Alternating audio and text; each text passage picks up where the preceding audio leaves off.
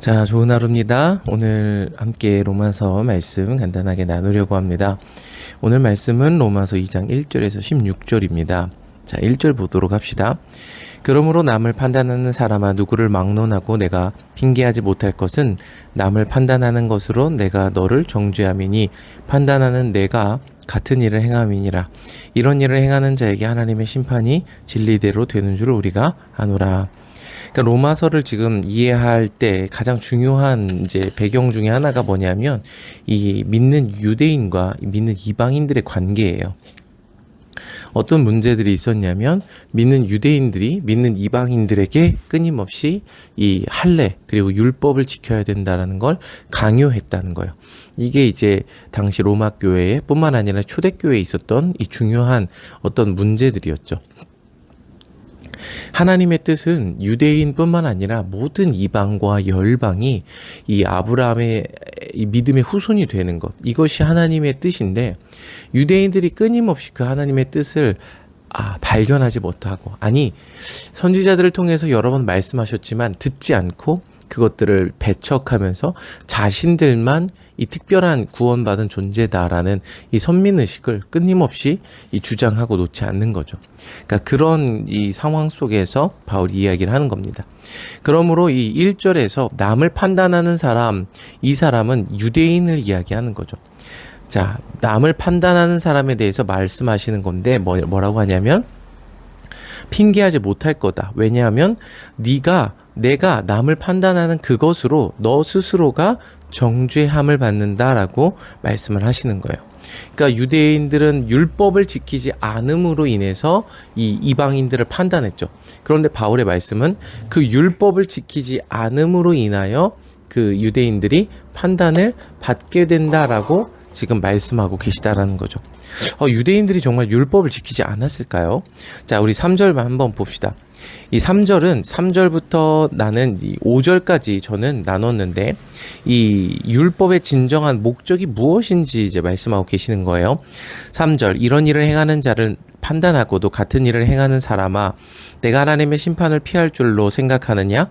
혹 내가 하나님의 인자하심이 너를 인도하여 회개하게 하심을 알지 못하여 그의 인자하심과 용납하심과 길이 참으심이 풍성함을 멸시하느냐? 다만 내 고집과 회개하지 아니한 마음을 따라 진노의 날 곧 하나님의 의로우신 심판이 나타나는 그날에 임할 진노를 내게 쌓는도다. 그러니까 지금 이 바울이 3절, 4절에서 말씀하시는 건 뭐냐면 이 율법에 무엇을 말씀하고 계시냐는 거예요. 3절에 보면 이런 일을 행하는 자를 판단하고도 같은 일을 행하는 사람, 다시 말해서 유대인들이 이방인들을 판단하는데 그 유대인들이 이방인들을 판단하는 그 판단의 그 죄된 행위를 동일하게 행하고 있다라는 거예요. 그러면서 그들이 여전히 하나님의 심판을 피하지 못하는 거죠. 그러면서 4절에 말씀하시는 게 중요한데 뭐냐면 하나님의 인자하심이 너를 인도하여 회개하게 하심 알지 못하느냐? 그의 인자하심과 용납하심과 길이 참으심이 풍성함을 유대인들아 너희가 멸시하느냐? 그러니까 이게 바로 이 율법의 핵심이에요. 율법의 핵심은요. 죄를 지으면 죽여라. 돌로 쳐라. 그냥 버려라. 끊어내라. 쫓아내라. 이게 율법의 본질이 아니라는 거예요. 율법의 본질은 죄인을 회개하게 하여서 다시 하나님께로 향하게 하는 것. 이게 율법의 본질이죠. 만약에 그렇지 않았더라면 제사라는 게 있을 필요가 없을 거예요. 하나님은 죄인을 제사라는 방법을 통해서 다시 하나님의 성막으로, 하나님의 성소로 가까이 올 수 있도록 하셨죠. 그리고 하나님의 지성소에 들어갈 수 없는 이 죄인인 제사장 또한 제사라는 방법을 통해 지성소까지 향할 수 있게 하신 거예요. 뿐만 아니라 이 나병에 걸린 사람도 진영 밖으로 쫓아내는 게 목적이 아니라 쫓아냈다가 다시 어떻게든 진영 안으로 돌아오게 하기 위한 것. 그게 율법의 목적이에요. 죄인, 부정한 자가 다시 회복하는 것, 하나님 앞에로 돌아오게 하는 것, 이게 율법의 목적이고 그 안에 하나님의 인자하심과 용납하심, 길이 참으심, 풍성하심이 들어있는데 유대인들은 그 율법 안에 있는 하나님의 의도를 듣지 않고 다만 고집과 회개하지 아니하는 마음을 따라 진노의 날에 하나님의 의로우신 심판이 나타나는 그날에 임할 진노를 그들에게 지금 쌓고 있다라는 거예요. 그러니까 유대인들이 지금 하나님의 율법 안에 있는 하나님의 그 의도를 듣지 않고 고집을 부리고 있다. 그래서 너희들이 진노를 스스로 쌓고 있다라고 지금 바울이 얘기를 하고 있는 거죠. 자, 6절 봅시다. 6절에서 이제 나는 12절까지 나눴습니다. 6절에서 12절. 그래서 하나님의 공의, 하나님의 심판은 공평하다는 걸 이제 말씀하고 계시는 거예요. 자, 하나님께서 각 사람에게 그 행한 대로 보응하시되 참고 선을 행하여 영광과 존귀와 썩지 아니함을 구하는 자에게는 영생으로 하시고 오직 당을 지어 진리를 따르지 아니하고 불의를 따르는 자에게는 진노와 분노로 하시리라. 이게 하나님의 공의라는 거예요. 하나님의 심판이라는 거예요. 하나님은 이 행한 대로 보응하신다라는 것을 바울이 얘기하고 계시는 거예요. 그러면서 9절에 악을 행하는 각 사람에게는 사람의 영에는 환난과 곤고가 있으리니 먼저는 유대인에게요 그리고 헬라인에게며 선을 행하는 각 사람에게는 영광과 존귀와 평강이 있으리니 먼저는 유대인에게요 그리고 헬라인에게라. 이는 하나님께서 외모로 사람을 취하지 아니하심이라. 하나님의 그 공의, 하나님의 심판은 행한 대로 보응하시는 것은 유대인이냐 헬라인이냐 구분이 없다는 걸 얘기를 하는 거예요. 그들의 행위를 따라서 악을 행하는 사람에게는 환난과 공고가 있고 또 이 선을 행하는 사람에게는 영광과 존귀와 평강이 있다는 거예요. 유대인이냐 아니냐가 중요하지 않다는 거예요. 아무 차별 없이 공평하게 이 하나님의 심판이 임한다는 거죠. 그래서 11절에 하나님이 외모로 사람을 취하지 아니하신다고 말씀을 하시죠. 여기서 외모라는 것은 생김새, 뭐 잘생겼냐 못생겼냐 뭐 이런 얘기가 아니라 그 외적인 요소를 얘기를 하는 거예요. 혈통이 뭐 유대인이냐 이방인이냐 아니면 뭐 네가 얼마나 율법을 배웠냐, 율법을 얼마나 알고 있냐 이런 외적인 요소에 따라서 심판의 어떤 정도가 달라지는 게 아니라는 거죠. 혈통이 어떻든 뭐 율법을 알고 있든 모르고 있든 상관없이 그 행위에 따라 하나님은 심판하신다는 거예요.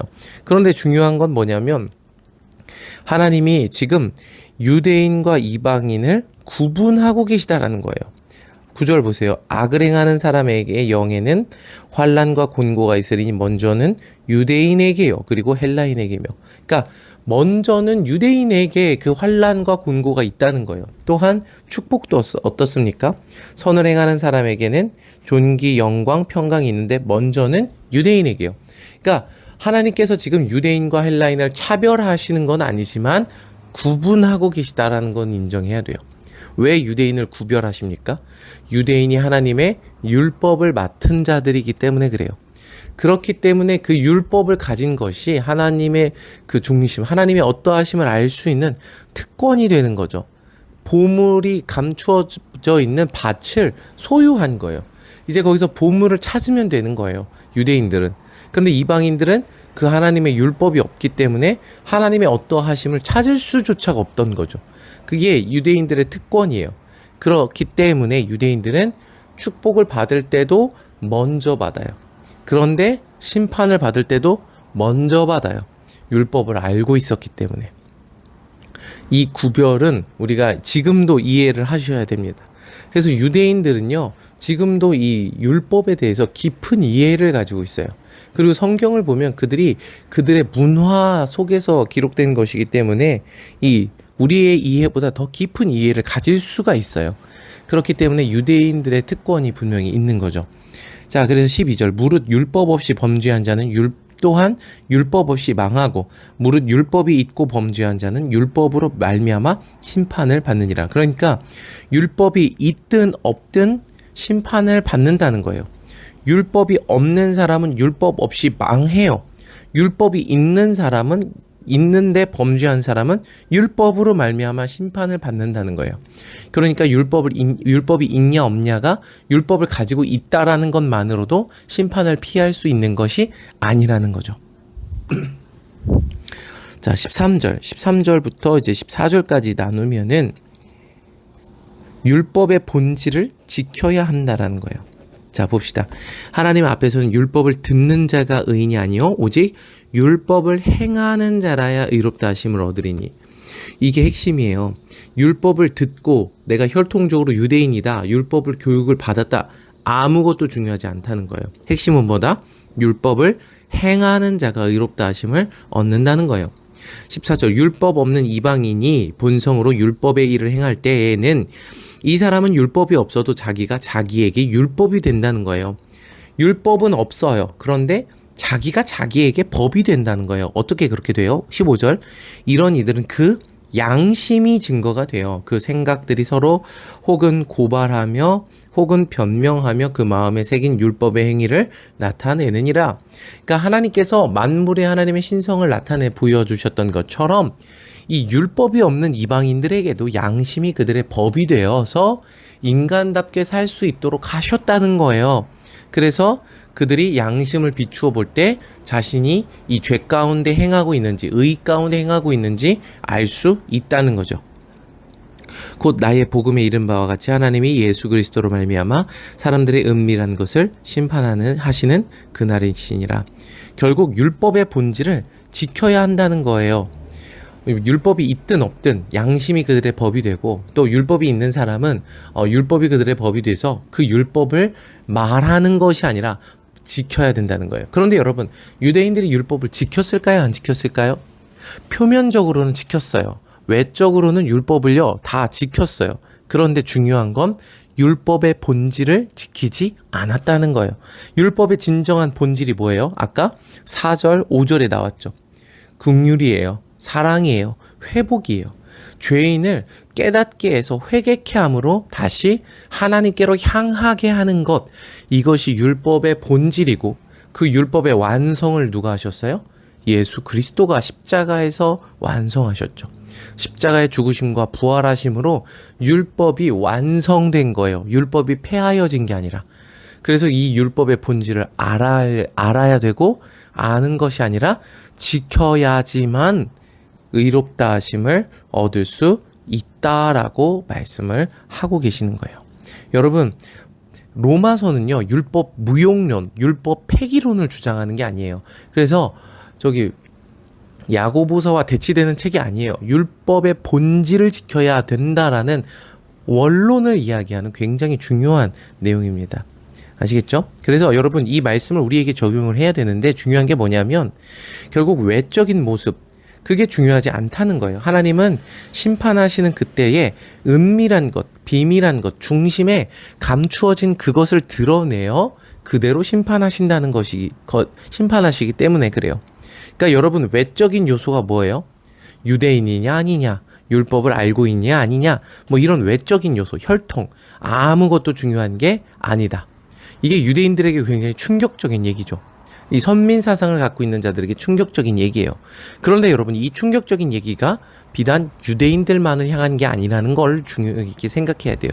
오늘 저와 여러분을 향한 이야기예요. 오늘 여러분, 우리가 교회 다닌다고 하는 이 외적인 요소, 아무 중요하지 않다는 걸 얘기를 하는 거예요. 여러분, 교회 다닌다고 해서 심판이 비껴갑니까? 하나님의 심판이 없습니까? 그렇지 않다는 거예요. 교회를 다닌다고 해서, 모태신앙이라고 해서 하나님의 심판을 받지 않는 건 아니라는 거예요. 교회 다니는 사람도 교회 다니지 않는 사람과 동일하게 공평한 공의로 심판을 받게 된다는 거예요. 여러분, 교회를 아무리 100년 다녀도 의를 행하지 않으면 하나님의 심판 아래 멸망할 수밖에 없어요. 이게 율법의 공의예요. 이해가 되시죠? 그러니까 교회 다닌다라는 것이 자칫 우리에게 선민사상처럼 다가올 수 있어요. 난 교회 다녀. 그래도 난 교회에서 뭐 임원도 하고 있고 뭐 섬기고 있어. 여러분, 그것이 구원의 척도가 절대 될 수가 없어요. 중요한 섬김이죠. 그런데 그것으로 구원받을 수가 없다는 얘기예요.